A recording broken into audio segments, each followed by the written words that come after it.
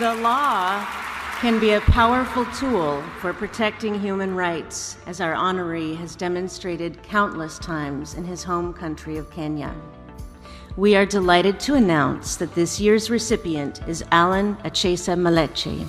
To the judges in the room, I must say, leaving this room, and if you go back to your home and you have a case you're going to listen to, apply science, apply the law, apply rationality, and be able to ensure that you make a decision that takes the rights-based approach into interest. Hi, this is Carine Weiss and welcome to the Medicus Mundi Switzerland Health for All podcast. And today we talk with Allan Maleche, who is a human rights lawyer in Kenya. He is a well-known HIV activist, an award winner of the prestigious Elizabeth Taylor Human Rights Award, and the founding executive director of Kenya Legal and Ethical Issues Network on HIV and AIDS, in short, KLEAN. Hi Allan, I'm so excited having you on this podcast, Health for All, and to hear about your experience as a human rights activist. Thank you so much for having me, Carine. I look forward to the conversation on issues of health and human rights. So Allan, how does a day of a lawyer in Kenya looks like? Well, a day for a lawyer in Kenya, especially one who deals with health and human rights, means that you are at the forefront of speaking to communities, particularly vulnerable groups of people living with HIV, women who are vulnerable to sexual reproductive health rights violations. You are in touch with them to know what kind of challenges are facing and what kind of support you can give them with the use of the legal knowledge that we have. Allan, you work in Kenya as a lawyer and you defend the rights of HIV-affected people, lesbian, gay and bisexual people, among others. In your country, is it legal to be homosexual? In my country, Kenya, we have a law called the Penal Code that makes it an offense for people to have sex against the order of nature.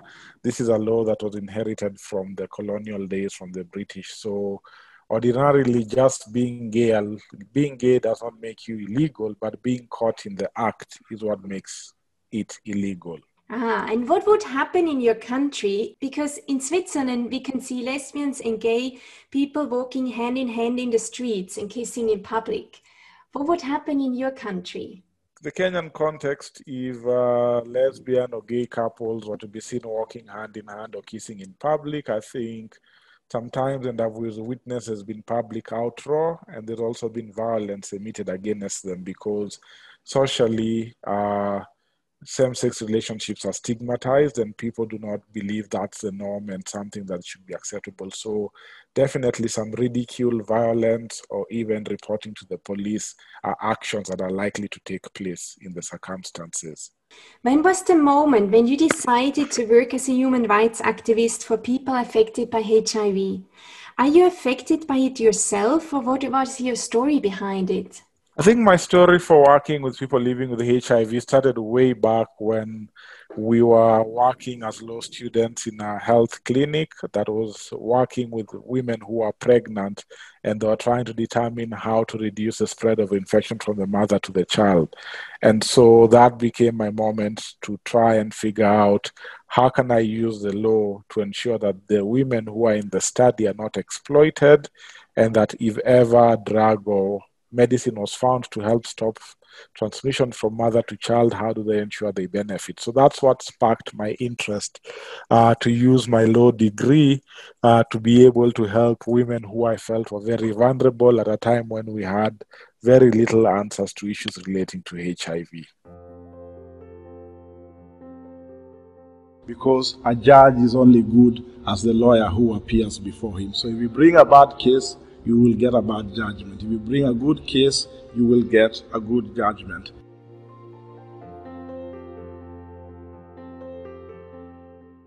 I remember your story that women with a HIV positive status got unknowingly sterilized while giving birth at the hospital because of their HIV infection in your country.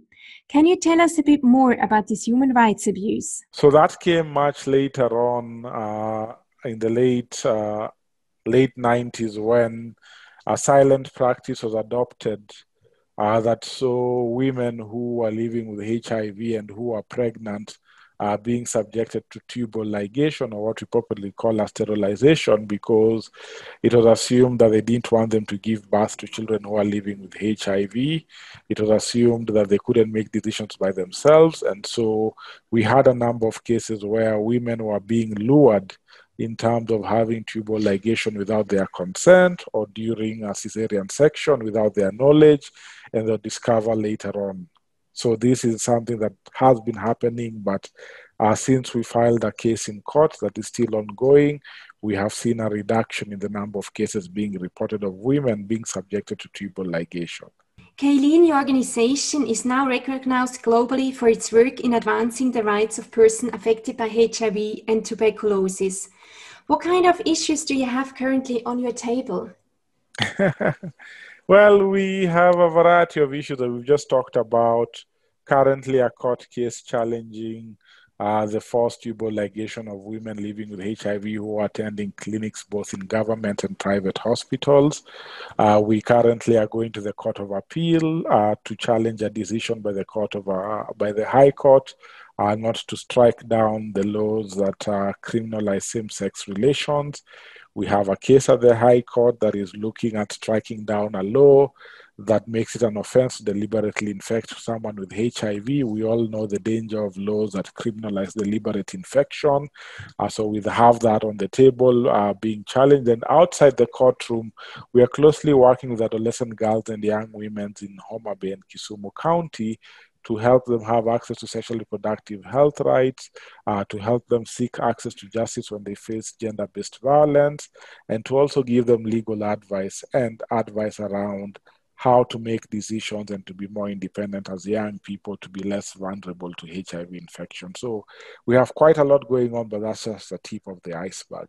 Do you have more work due to the pandemic? Definitely, COVID has brought a different kind of strain to our work. Because how the government of Kenya, even generally across the world, many governments have continued to violate human rights as they implement COVID restriction measures, and that has not been any stranger to Kenya. So we actually currently have 3 cases, one dealing with people who are subjected to forced mandatory quarantine without taking into account their human rights, particularly their mental health.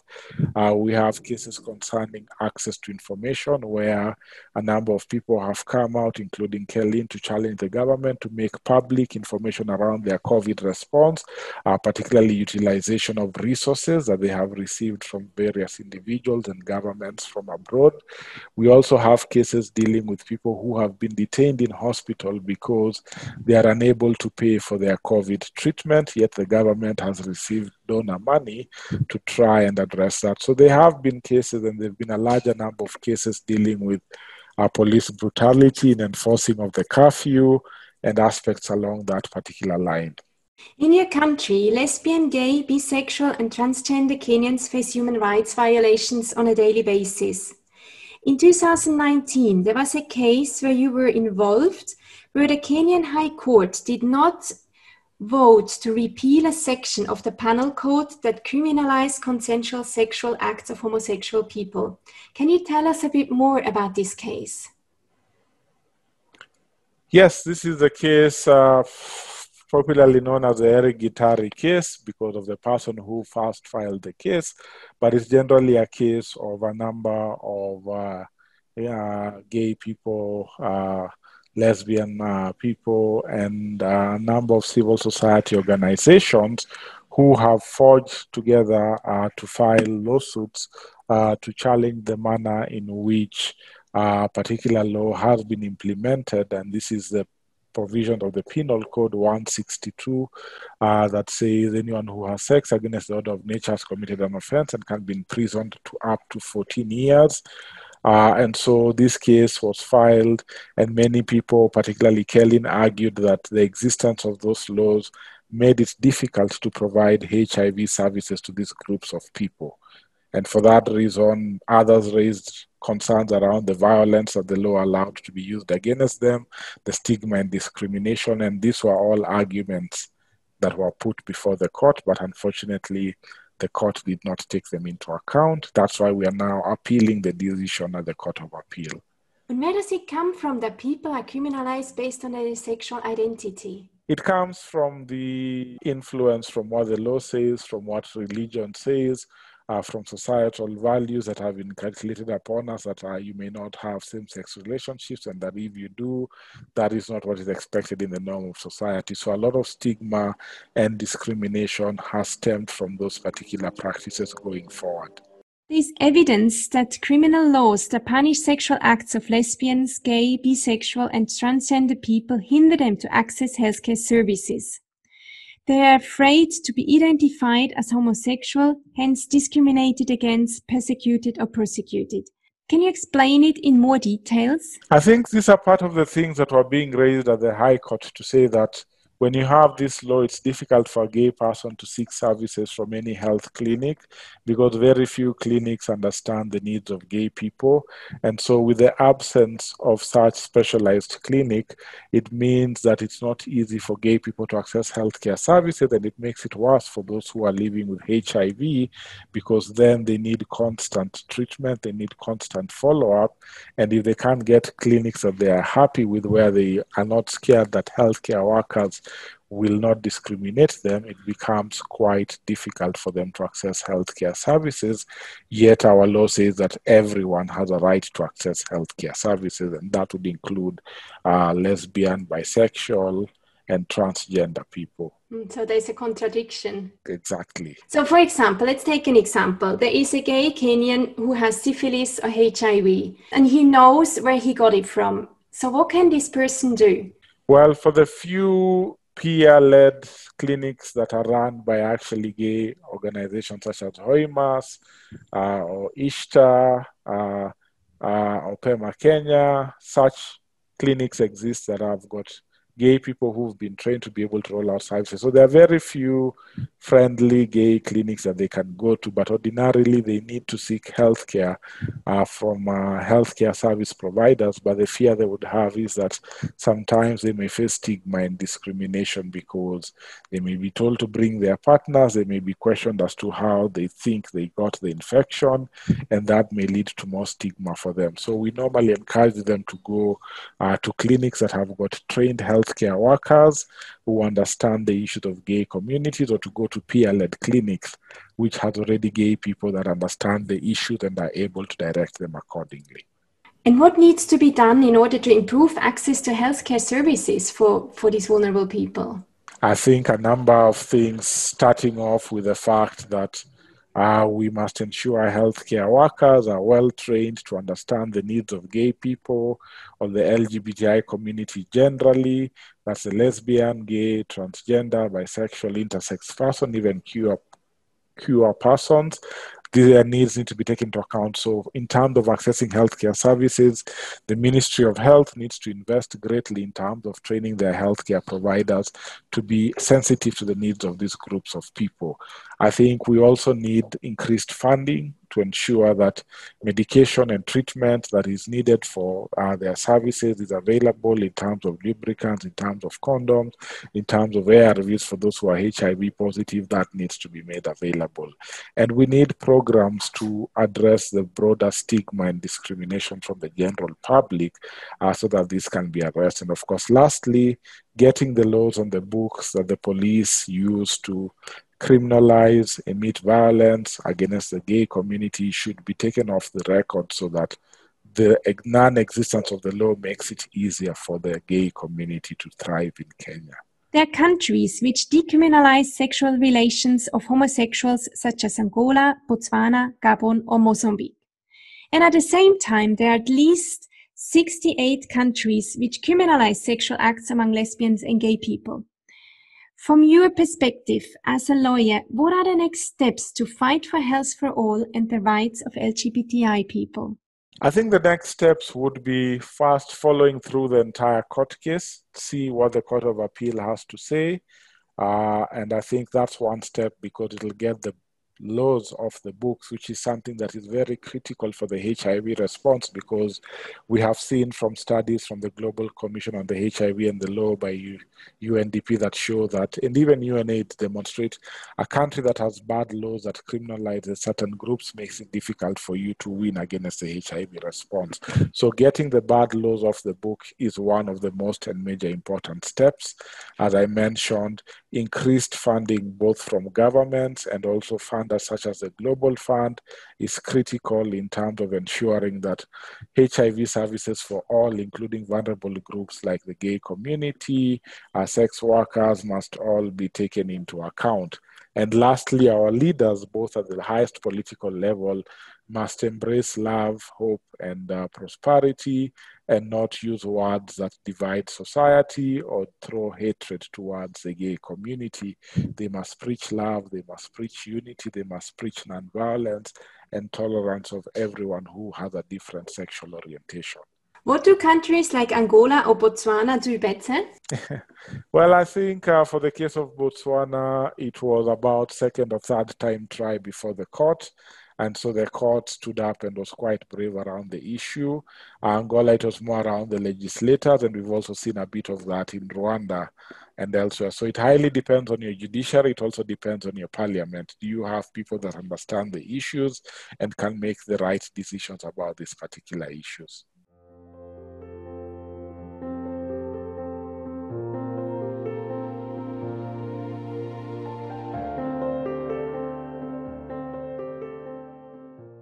Let's move on to another area of your work and where we met. I met you at several board meetings at the Global Fund to Fight HIV/AIDS, TB and Malaria in Geneva. You were board member at the Developing Country NGO delegation, and in each of your speeches you referred to the importance of respecting human rights and to fight human rights violations. You really stood out with your human rights focus. How can you engage with the Global Fund activities? So my work at the Global Fund was quite critical for me and also for the country, but broadly for the civil society organizations in developing countries, where we are trying to seek to ensure that the Global Fund makes decisions and actually implements those decisions in a manner that makes the lives of people living with HIV, those with malaria, and those with TB much more better. And so our engagement was mostly directly speaking to affected communities. We did country visits at least every year. When we had our delegation retreat, we picked a developing country, met with the community. We also had online calls, and we had systems in place that allowed us to interact with them online to get their views and eventually synthesize their views and articulate them at the board table through the committees that we were serving on to ensure that the Global Fund got first-hand experience around what the civil society and the communities affected were facing while the grants were being rolled out, and most importantly, to also work with the donors to raise enough resources that would be needed to end the epidemics. So you are involved in one of the most powerful organizations, the Global Fund, which has an annual budget of over $4 billion to fight against HIV, TB, and malaria globally. The Global Fund works with governments, civil societies, technical agencies, the private sector, and people affected by the disease. What is the role of an organization like the Global Fund to detect and fight human rights violations? The Global Fund has a major role to detect and fight human rights violations. One, they must ensure that all the programs they fund do not violate human rights. And so if one of their principal recipients, those are the people who receive money from them to carry out work, is violating human rights, then the Global Fund must put in and has put in measures to ensure that such does not happen. Again, they must create active reporting mechanism through the Office of the Inspector General, to promote communities to know about rights, but also to have an avenue to report when human rights are being violated. The board members of the Global Fund have a strong role at the global, regional, and national level to translate the strategic objectives of the Global Fund, including the one on human rights and gender, at their capitals, at the grassroots levels, at their embassies, to be able to say human rights and rights-based approaches is the way to go if we want to win the fight against HIV, TB, and malaria. Does your country receive Global Fund funds? Yes, Kenya is eligible and has received Global Fund money. In fact, we have just finished writing our proposal and waiting for it to be given the final go-ahead. So Kenya continues to receive Global Fund money. And does your country listen to the Global Fund? The country does listen to the Global Fund, but sometimes they try to drive more money towards buying commodities, whereas more money is needed towards not only buying commodities, but funding human rights and gender programs to remove the barriers that are in place that make it difficult for people to access healthcare services in a manner that respects their rights. What is the role of donors? How much pressure can they put on the Global Fund or on countries which criminalize sexual acts of homosexual people? I think it's important for donors and both the Global Fund to put pressure on countries that have got negative laws that criminalize various populations, because these countries, as they keep the laws, it makes it extremely difficult to have access and for people to easily provide services to gay and lesbian communities. So pressure must be put in terms of asking what steps are they taking to remove some of the legal and policy barriers that make it difficult for people to be able to access HIV, TB, and malaria services, largely because of their sexual orientation or because of who they love or who they care for. So that's definitely one major step they can take at the Global Fund table through their capitals, through their missions in country, through their embassies, through their ambassadors, speaking out when such violations happen, issuing statements, providing support to the LGBTI community when they are facing persecution, as has been in a number of African cases and a number of Asian countries. I think they must step up and provide that particular support.